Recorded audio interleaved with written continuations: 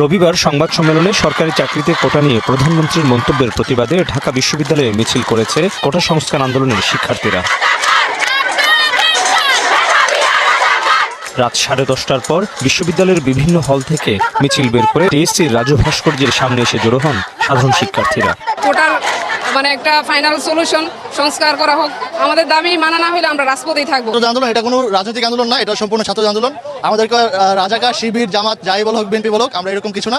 এই সময় তারা তুমি কে আমি কে, রাজাকার রাজাকার, মেধাবীরা রাজাকার এমন স্লোগান দিয়ে ক্যাম্পাসের বিভিন্ন জায়গা প্রদক্ষিণ করে। শিক্ষার্থীদের দাবি, সরকারি চাকরিতে কোটা নিয়ে সংবাদ সম্মেলনে প্রধানমন্ত্রীর বক্তব্য তাদের আহত করেছে। মাননীয় প্রধানমন্ত্রী একজন দায়িত্বশীল জায়গা থেকে, দেশের সর্বোচ্চ দায়িত্বশীল ব্যক্তি, তার মুখ থেকে এমন একটা কথা শোনা আসলে আমরা কখনো এক্সপেকটেশন রাখি নাই। ছাত্র সমাজকে খেপায়ে ইতিহাসে কেউ টিকায় থাকতে পারে না, ইতিহাসে কারো গদি টিকায় রাখতে চায় না। ডাউন করেছে ছাত্রলীগ, যুবলীগ, স্বেচ্ছাসেবক লীগ সহ মুক্তিযুদ্ধের সপক্ষের বেশ কয়েকটি সংগঠন।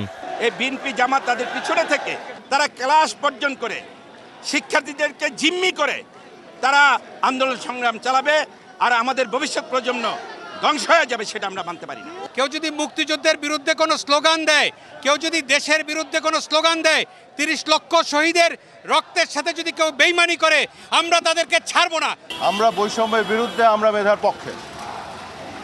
এটার জন্য রাজাকার হওয়া দরকার নাই। মুক্তিযুদ্ধের বাংলাদেশে রাজাকার যারা হইতে যাবে, এদের কোনো দাবি মানা হবে না। পরে মিছিল নিয়ে ক্যাম্পাসের বিভিন্ন জায়গা প্রদক্ষিণ করে